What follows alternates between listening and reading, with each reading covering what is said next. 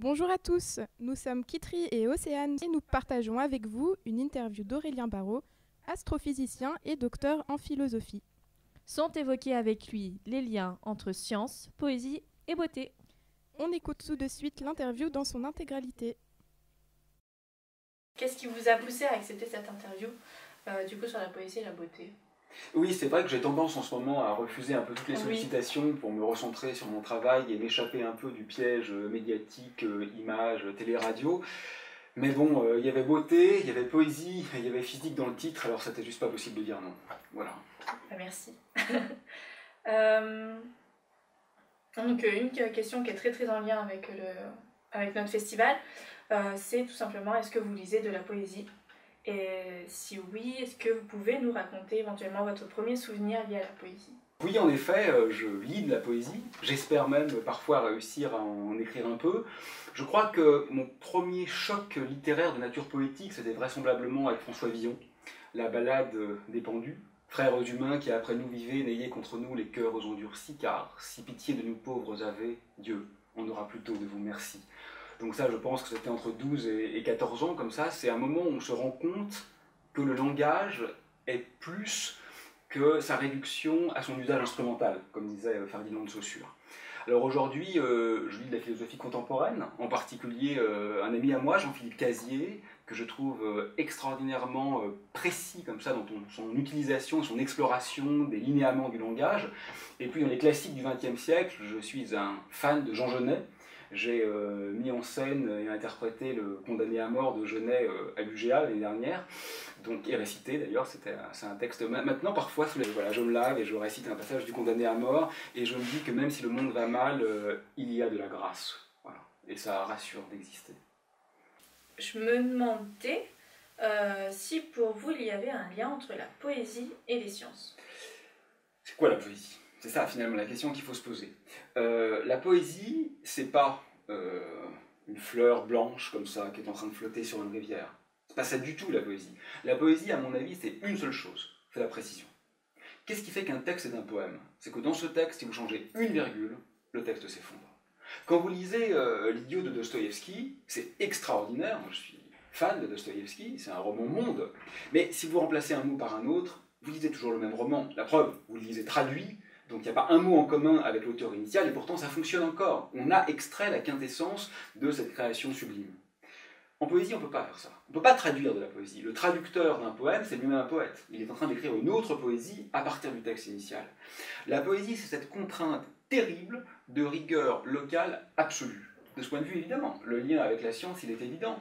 C'est la même chose. Quand vous écrivez un article, vous ne pouvez pas non plus remplacer un signe plus par un signe moins. Ça poserait un problème relativement fondamental. Et on peut faire une analogie, vous savez, si on revient à ce qui se passait en Grèce antique encore.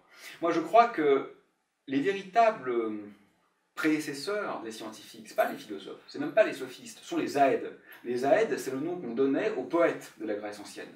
Parce que les Aèdes étaient, disait-on, les maîtres de la mosaïque. Et l'idée, elle est très claire, on la voit bien, c'est que la mosaïque, on a des petits carreaux de réel comme ça, qui sont donnés.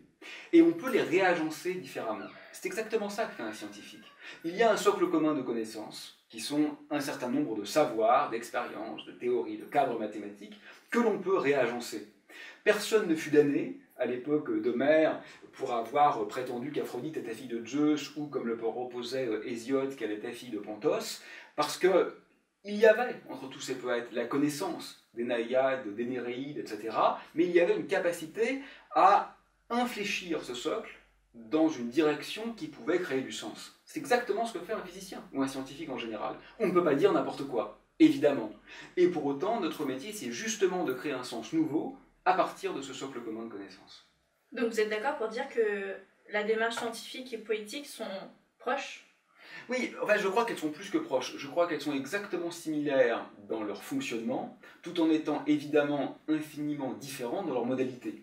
Ça, c'est ça qui est compliqué finalement. C'est qu'il y a des liens entre tout, et pourtant tout est différent. Moi, comme vous le soulignez tout à l'heure, je m'intéresse à la science, je m'intéresse à la philosophie. Et on me dit souvent, mais c'est normal, quand on étudie l'univers primordial, on est forcément philosophe. C'est complètement faux. La plupart de mes collègues cosmologistes, qui sont très doués, peut-être beaucoup plus doués que moi, ne s'intéressent pas du tout à la philosophie. Donc c'est pas vrai de croire que l'un mène nécessairement à l'autre. Parce que justement, ce sont des manières de faire des mondes, comme le disait le philosophe Goodman, que j'aime beaucoup, on n'est pas seulement dans la découverte, on est dans la création, dans l'invention. Et donc la poésie, la littérature, la musique, la science sont des manières de créer des mondes qui sont différentes. Elles ne se résument pas les unes aux autres, elles ne se traduisent pas les unes aux autres, et pourtant il y a évidemment en commun quelque chose d'un geste qui est à la fois une très grande humilité, parce qu'il commence par un savoir, par un apprentissage, par un retrait, et une très grande arrogance, parce qu'on est toujours un peu un démiurge, et quand on écrit un poème, eh ben, on a quelque chose de Dieu qui explore un monde qui n'existait pas encore, comme quand on invente une théorie. Souvent c'est un Dieu raté, hein, parce que la plupart du temps ça ne fonctionne pas. Mais parfois, un moment de grâce fait que ça fonctionne. Est-ce que vous pourriez, du coup, me donner des exemples de poésie ou de beauté dans l'astrophysique? Ce qui est difficile, ce ne serait pas de trouver des exemples de gestes poétiques dans l'astrophysique, ce serait plutôt l'inverse. Quel geste ne serait pas poétique? Parce que finalement, moi je crois, c'est un peu une boutade, mais vous savez, le grand poète Hölderlin nous enjoignait à habiter poétiquement sur cette terre. Qu'est-ce que ça veut dire, habiter poétiquement sur cette terre? Pour moi, ça veut dire deux choses. Ça veut dire une contrainte de cohérence locale extrême. Ce que nous évoquions. Changer un mot dans un poème, c'est tuer le poème. Moi, comme je vous le disais, quand j'ai récité Le Condamné à mort de Jaunet, qui va faire plus d'une demi-heure l'année dernière sur scène, je me suis trompé de mots à un moment, personne ne s'en est rendu compte, mais pour moi c'était la fin du monde. J'avais détruit le poème, j'ai mis des jours à m'en remettre. Et en même temps, un droit à l'incohérence globale. Parce que qu'est-ce qu'il y a de commun entre un poème de René Char et un poème de Rudebeuf? Rien. Finalement, il n'y a rien en commun. La langue n'est pas la même, la métrique n'est pas la même, le style n'est pas le même, le sujet n'est pas le même. La manière aussi de s'enfermer dans les règles de la grammaire tout en les réinventant, parce que le poète a ce droit presque démiurgique de changer un peu, de jouer un peu avec la règle du jeu. Donc, on a à la fois une extrême cohérence locale et un droit à l'incohérence globale. Et ça encore, c'est quelque chose qu'on retrouve en science. Quand vous travaillez un modèle, un article, une observation astrophysique, vous devez être extrêmement cohérent. Vous ne pouvez pas dire je prends l'étoile qui est là, mais celle qui est à côté, je l'ignore. C'est pas possible. Si elle est dans le champ et qu'elle est pertinente pour votre étude, il faut la garder. Mais en même temps, on sait très bien que la relativité générale, la théorie globale de l'univers, elle est incompatible avec la physique quantique, qui est la théorie de l'infiniment petit. Et donc on est quand même dans cette schizophrénie qui fait que localement tout s'agence, mais globalement, il y a comme ça, je crois, une certaine latitude. Il y a un jeu à l'intérieur du jeu, pourrait-on dire, et je crois que c'est ça qui lui donne sens. Est-ce que vous avez, suite du coup à votre thèse en philosophie, parce que vous avez parlé de philosophie, un certain point de vue sur la beauté qui pourrait justement résulter de votre thèse et en même temps de votre métier d'astrophysicien? Oui, alors effectivement la question de la beauté est complexe. La poésie c'est une chose qui n'a, à mon avis, comme l'art en général, rien à voir avec la beauté. La question de la création artistique, elle est avant tout épistémique. Il s'agit de créer un système symbolique qui n'a aucun lien a priori avec la beauté. La question de la beauté, elle est beaucoup plus compliquée parce qu'elle est presque normative. Pour moi, la beauté est un peu dans le champ esthétique ce qu'est la vérité dans le champ épistémique. C'est à la fois un guide précieux, mais c'est aussi un gardien un peu dangereux. Parce que, vous savez, la beauté, quand on la pense chez Platon, chez Kant, chez Hegel, on se rend bien compte qu'en fait, c'est le contraire d'un avis personnel. C'est quelque chose qui doit être partagé par tous. Donc elle a une sorte de velléité comme ça, un peu universelle, un peu englobante, qui est à la fois extraordinaire parce qu'elle restaure du commun, et à la fois un peu inquiétante parce qu'elle veut précisément constituer une sorte de socle sur lequel tout doit s'appuyer. Il y a quelque chose d'une découverte plus que d'une invention en réalité dans le concept de beauté. Donc ça, je dirais qu'effectivement, philosophiquement, c'est très intéressant parce que quand on travaille l'idée de beauté, on se rend compte finalement qu'elle est à la fois la règle du jeu et ce qui est engendré par l'exercice. Et en même temps, on se rend compte qu'il y a comme ça quelque chose d'un peu dangereux parce qu'il y a, pourrait-on dire, une sorte de désir normatif. Et ça, c'est toujours un peu complexe et un peu risqué quand ça s'immisce aussi bien dans le champ de l'art que dans le champ de la science. Il y a beaucoup de... On a interviewé 2-3 étudiants sur leur vision de la beauté et de la poésie, et beaucoup nous ont dit justement que c'était quelque chose de très subjectif, et qu'il y avait justement un lien entre la nature, la beauté, et que c'était vraiment deux choses très liées finalement. Ça, c'est une vision très kantienne, c'est une vision qui est touchante, mais qui n'est pas tout à fait exacte quand on regarde historiquement ce qu'il en est. Vous savez, Kant, justement, puisque c'est complètement les idées qu'il a défendues, expliquait que la beauté, c'est une finalité sans fin. C'est très clair, la beauté. Pour Kant, c'est quelque chose qui n'est évidemment pas partagé par tous, mais qui devrait l'être. Ça n'a rien à voir avec l'agréable, ça n'a rien à voir avec le divertissant, ça n'a rien à voir avec l'utile. La beauté est quand même quelque chose qui, in fine, devrait être partagé par tous. C'est pas du tout subjectif, le concept de beauté. Pour ça, on peut dire que c'est mignon, on peut dire que ça nous fait plaisir, on peut dire que ça nous apporte une sensation particulière. La beauté, quand on regarde vers l'origine, chez Platon par exemple, c'est très clair que c'est quelque chose qui se dessine en creux, qui est issu de la théorie de la réminiscence, c'est-à-dire de ce moment où les âmes avaient contemplé la vérité absolue. Et on le voit dans la dialectique ascendante du banquet de Platon. À la fin, finalement, la beauté et la vérité sont égales l'une à l'autre. Donc c'est pas du tout subjectif, le concept de beauté.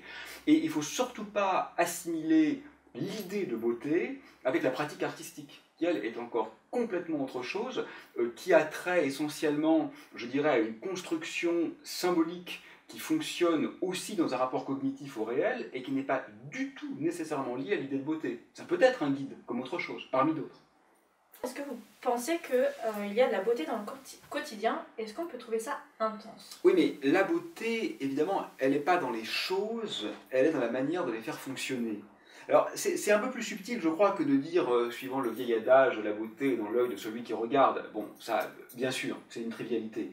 Mais au-delà de ça, c'est pas seulement une manière, comme ça, un peu désuète, de se dire, tiens, le ridicule est immense, ou l'infime est immense. C'est une manière de fonctionner, comme dirait Deleuze, en rhizome, c'est-à-dire en créant des liens inévidents, qui fait que oui, je crois que la beauté, elle est en grande partie décisionnelle, mais pas décisionnelle, dirais-je, dans une sorte comme ça de béatitude généralisée, parce qu'il y a de la hideur aussi. Elle est décisionnelle comme une visée, comme une sorte d'asymptote, comme un état vers lequel on ne peut jamais réellement se rendre, mais qui peut constituer un guide.